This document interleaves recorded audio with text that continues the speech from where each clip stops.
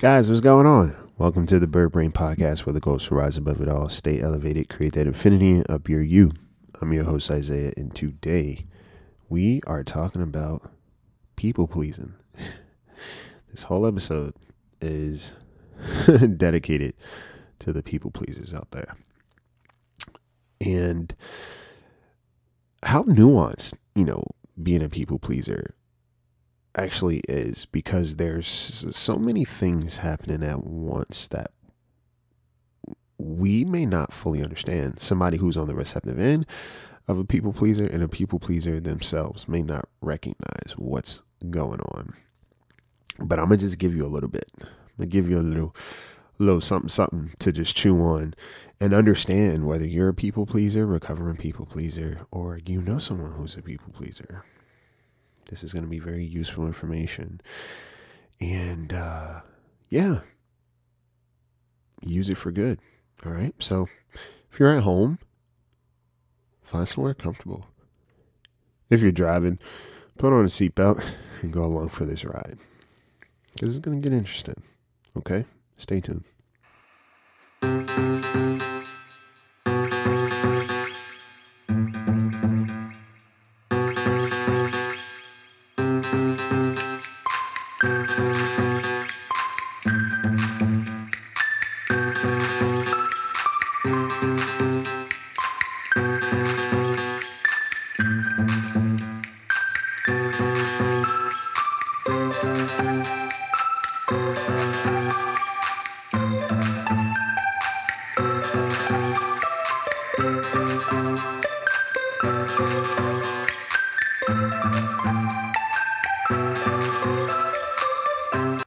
I just realized it's the month of love, in theory, the hallmark month of love.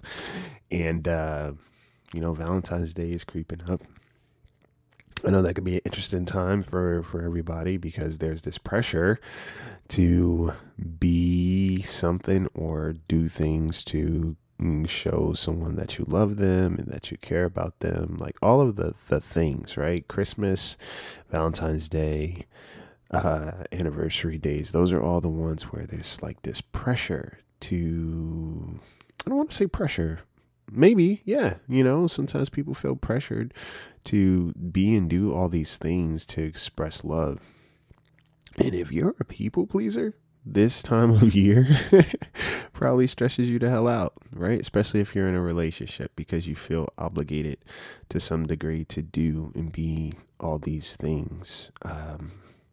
Sometimes you may not even want to do these things, but you feel compelled to do it, right? I saw a couple videos I saw. First, there was one or a couple of videos I saw on the same topic. There were people saying that I realized that there are people in my life that are very important to me. And I've come to realize that these people don't think of me as important, right? They don't prioritize. I'm just not somebody that's high on their list of priorities, somebody that they genuinely care about based on how they, how they exist in the relationship with me. That was the context of the video. And a couple of people have said it, I realized that I'm not that important in other people's lives. And it's interesting, right? It's interesting to hear that. It's sad to hear that. It's kind of heartbreaking, but at the same time, it's awareness, and it is wisdom if you apply the knowledge properly. Because if you recognize that this person that's important to you shows you that you're not important to them, and it happens. We all have that dynamic, right? As people, our value system is very different than other people. So you may recognize you may not be that important to somebody, and they are a big deal in your life. And then you turn around and there's somebody that you're very important to, and they may not be a big deal in your life, right? We all desire to matter to someone. It's just who we are, but doesn't mean that we'll matter to everyone. It doesn't mean that everybody will matter to us. But when we feel that, it hits, right? It hits, but we never think about that on the receptive end too often. And if you're a people pleaser, there's something that's interesting that happens because you may try your hardest to matter to someone who has shown you that you're not important to them. You're not really that high on their list of priorities, right? You may kind of operate within this space of doing whatever you can, consciously or subconsciously, to get their approval or to win them over, right? In the hopes that now you finally become somebody that matters to you. The truth of it is that people will always show you what they think of you, right? And I don't know if somebody gradually, here's the deal. How you value someone is how you value them. The bond gets closer and you just figure out ways to express that care more, but either you value someone or you don't, is what I think. And that could be like a very broad statement, but I'm just thinking about it in terms of like the bonds that we have with people, or even my personal bonds. It's like, you care enough to take interest into a relationship, right? Into a bond with someone. And as time goes on, you connect more, you communicate more, and you communicate more because you care to get to know them more, right? In my head, the value doesn't necessarily change. The value is there. So your behavior patterns become a little bit more consistent to develop a stronger bond. Does that make sense? And I could be off, so don't take it as law, but some people may say different. It's like over time you learn to value someone. And I'm like, I don't know. Y'all.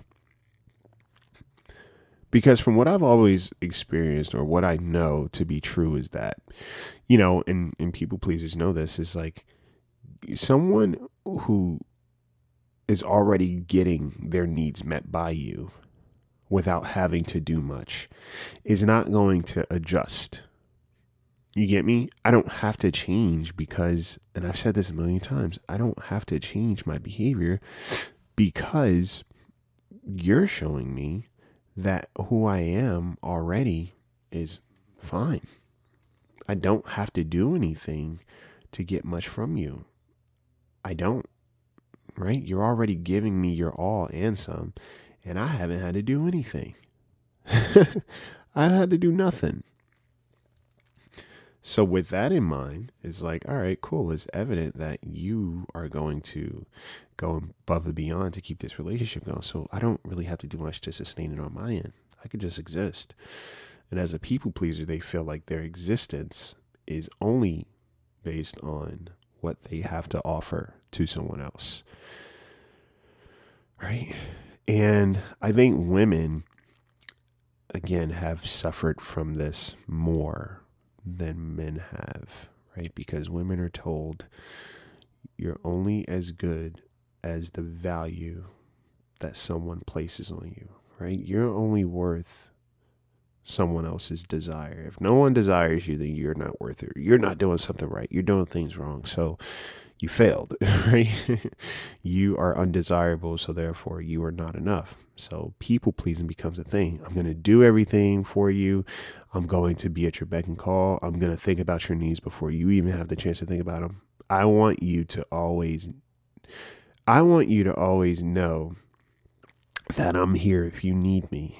And ironically, the offset of that is that a people pleaser will minimize themselves. I will reject myself to be present for you, right? I won't have needs. And if I do, I won't speak about them. Everything is love and light. Everything's fine.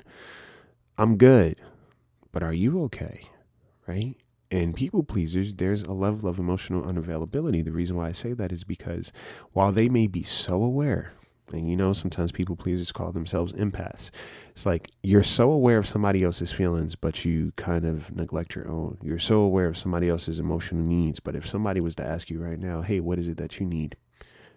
You probably wouldn't be able to answer, right? You kind of freeze because like, whoa, what do you mean? What do I need? I don't need anything. I just need to take care of people, right? And that's why I don't subscribe to the idea that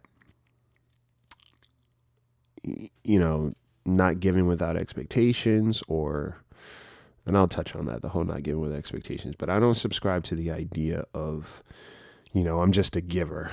That's just who I am. It's like, no, you're not.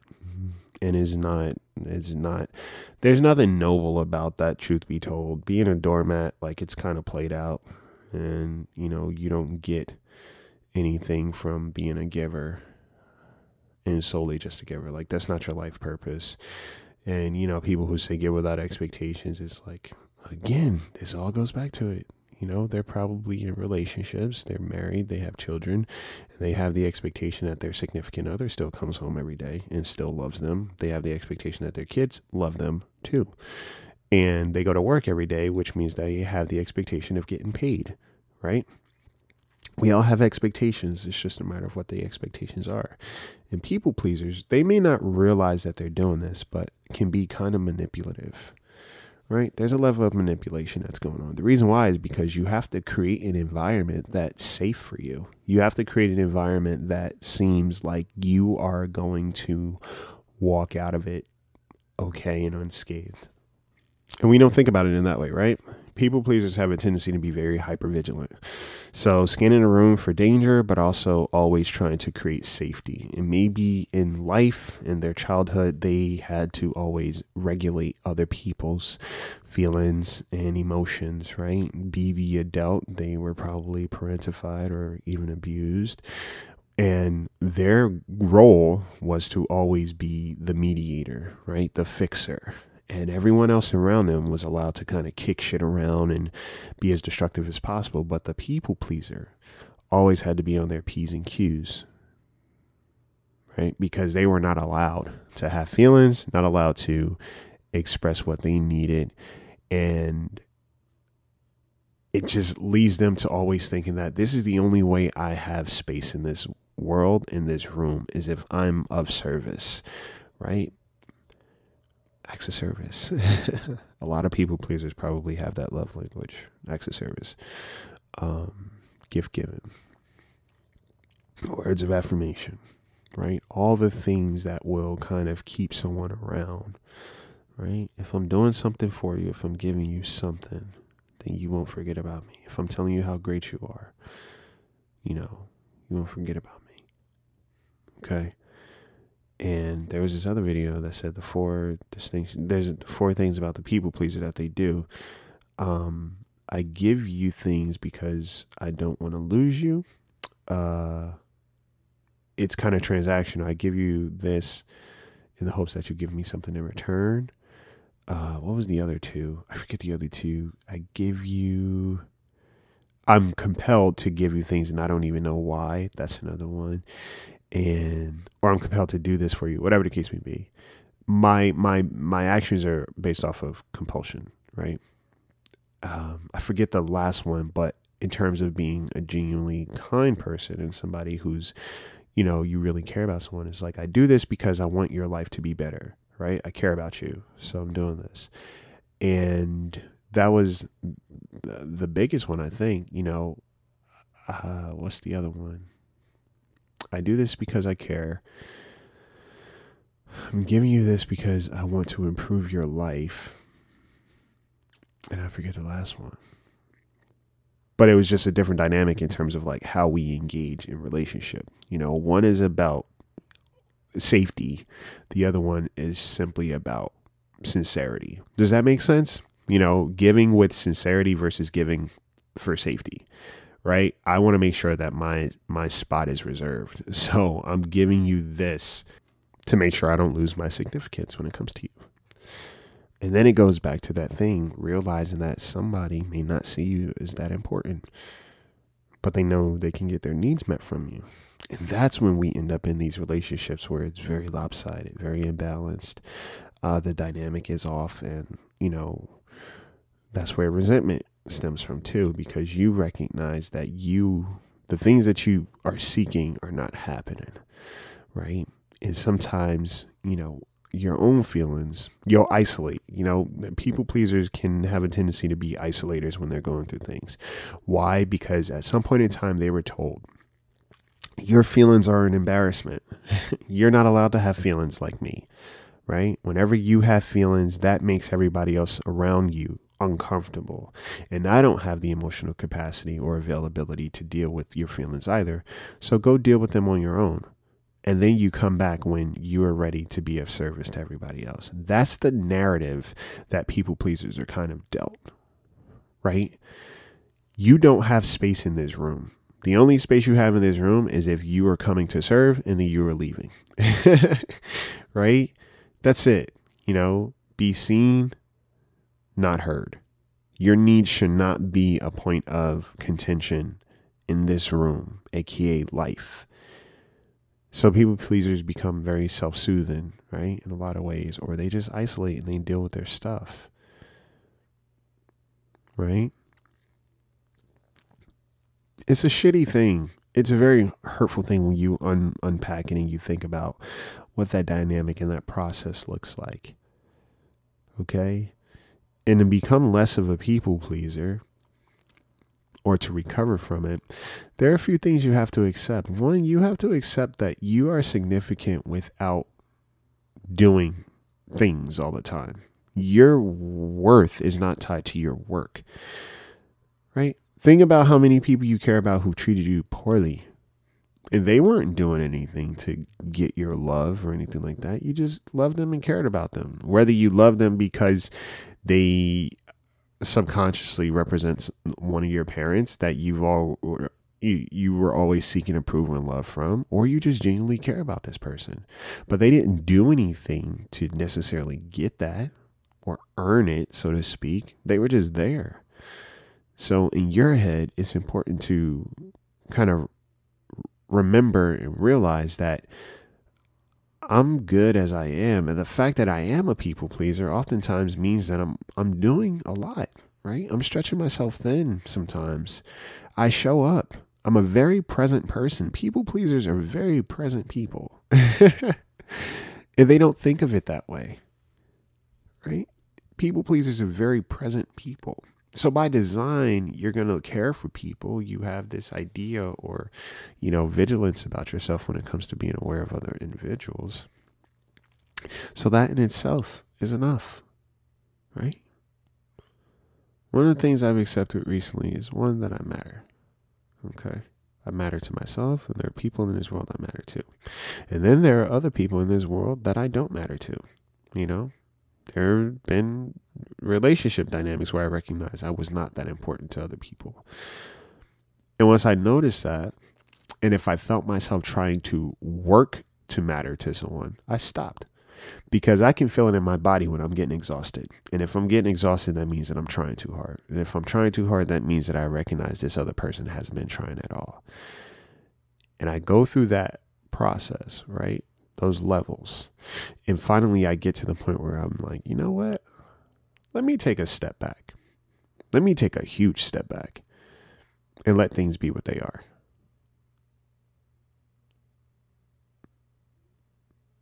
Because once you get there, you're not losing out on anything. You understand that.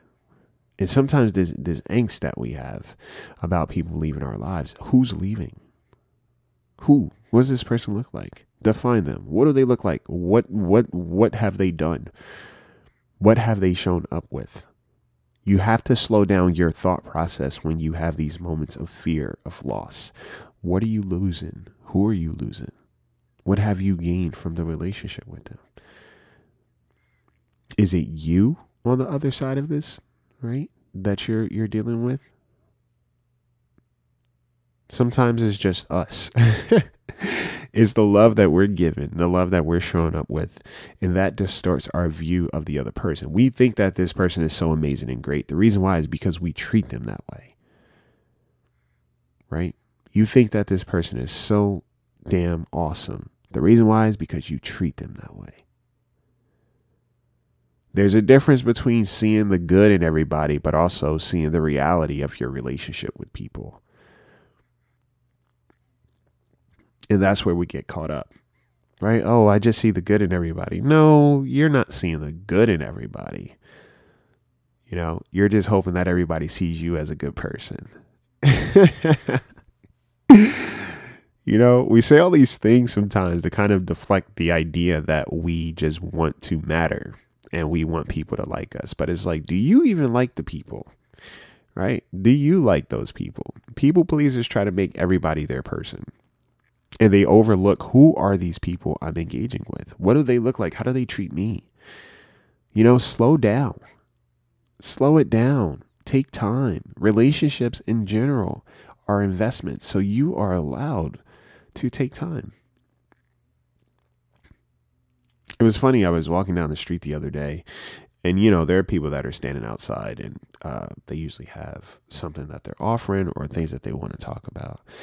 And I was actually going to sign some books. And she goes to me. She asks me from afar. She's like, "Are you a nice person?"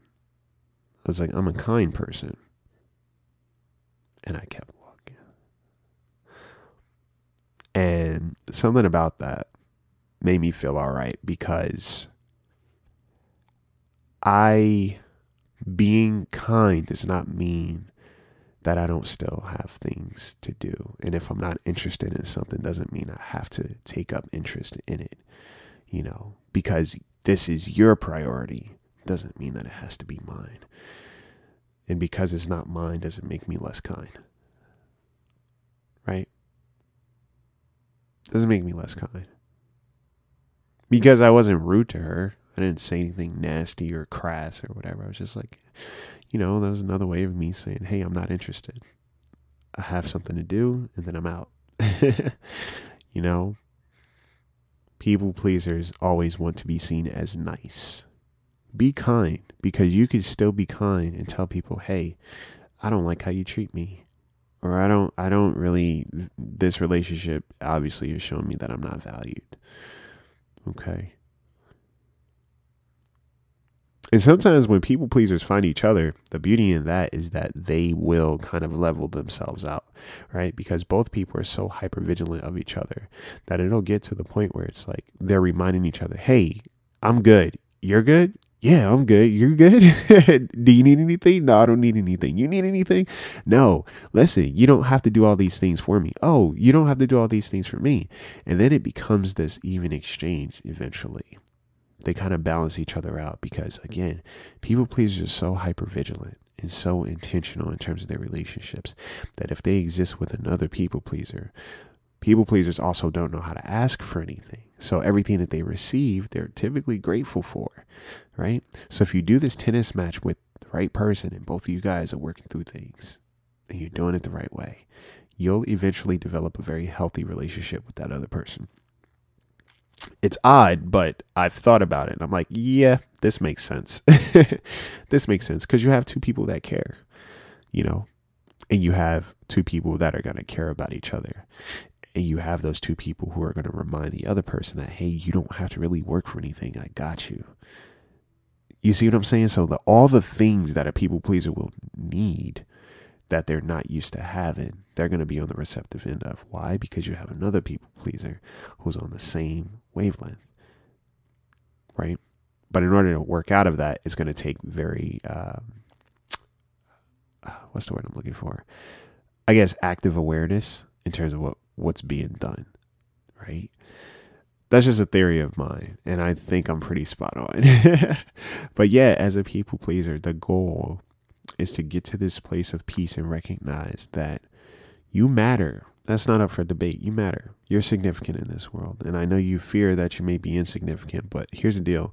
You're only going to be insignificant to people who don't matter technically in your life, right? If somebody has shown you that and I don't give a damn who it is, the moment somebody shows you that you don't matter to them, all right, it's fair game. Right? You're not supposed to matter more to me than I matter to you. Let me even this out so I feel okay too. And protect yourself. People pleasers deserve to know that they have permission to establish boundaries. And that's something that feels weird to them too. Like saying no, or, taking a step back, reevaluating your relationships, right? And stop trying to be the main character in other people's story. What's your story? What do you like? Who do you want to have along, right? Who has shown you that they are willing to be there in your life?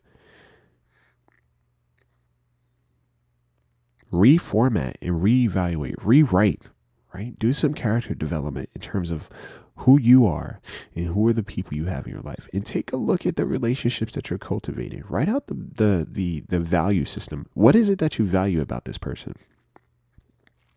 Really think about it. What is it that you value about the people in your life? Really process that. Right? Do I feel valued by these people, or is there a sense of urgency that exists in the exchange? Do I always feel like I need to be on, otherwise they're going to leave me, or they're going to get bored of me, they're going to get tired of me, they're going to forget me? Is that the things that go through your head? If so, think about that. Look up your attachment styles, because that's going to tell you a lot too. Do I like these people, or do I just want them to like me? And people pleasers also have a tendency to self-sabotage, right? Since you already fear rejection, you will reject yourself. And you will also create environments and scenarios with people who have the propensity to reject you to do that, right? You'll develop relationships with people who already don't value you. And on some level, you recognize that, and you'll engage with them. Or people who do care about you, you'll probably push them away. You'll create an environment where you end up pushing them away, right? Consciously or subconsciously. Okay. Emotional permanence is a big thing for people pleasers too. Like, I don't think that I matter past the moment that you tell me I do. Okay. I don't think that I'm good enough. But where's the truth in that? Is there truth to it? And what does good enough look like? There are so many questions you can ask yourself and take inventory in when it comes to being a people pleaser. Okay. What do I need? Get in the habit of asking yourself that. What do I need? Are my needs being met in these bonds or no? Right? Are they fleeting thoughts? Do I find myself daydreaming about me being taken care of? Or does that even cross my mind? I don't know how to be taken care of.